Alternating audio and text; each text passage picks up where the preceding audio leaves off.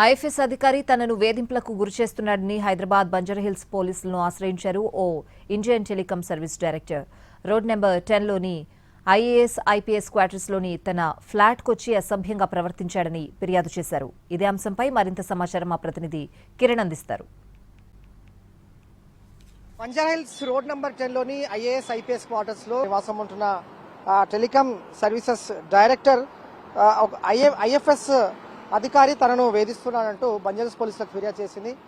వాస్తవాన్ని పరిశీలిస్తే IAS IPS quarters లో బాధితురాలు కొంతకాలంగా నివాసం ఉంటున్నారు. తన ఇంటి మీదకి వచ్చి అసభ్యంగా ప్రవర్తిస్తున్నారని, అలాగే అసభ్యంగా అభ్యంతరకరంగా మాట్లాడడంతో పాటు అసభ్యకర రీతిలో సిగ్నల్స్ చేస్తున్నాడంటూ ఇండియన్ టెలికాం సర్వీసెస్ డైరెక్ట్ అధికారి ఎవరైతే ఉన్నారో ఆమె ఫిర్యాదు మేరకైతే బంజారాహిల్స్ పోలీసులు కేసు నమోదు చేసుకుని దర్యాప్తు కొనసాగిస్తున్నారు.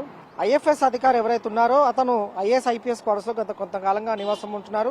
సో ఇండియన్ సర్వీసెస్ టెలికాం అధికారి బాధితురాలు ఒంటరిగా ఉంటున్నారు గత కొంతకాలంగా. సో బాధితురాలు ఇంటి ముందు న్యూసెన్స్ క్రియేట్ చేసి నానా హంగామా చేస్తున్నారని ఆ అధికారి బంజారాహిల్స్ పోలీసులను ఫిర్యాదు చేసింది. ఈ ఐఎఫ్ఎస్ అధికారి ఎవరైతే ఈ టెలికాం సర్వీసెస్ అధికారి ఇంటికి వచ్చి న్యూసెన్స్ క్రియేట్ చేస్తున్నాడో వాటికి సంబంధించిన పూర్తి ఆధారాలు అంటే ఇటు వీడియోలను కూడా తీసి ఆ కంప్లైంట్ కాపీకి జతపరచడం జరిగింది.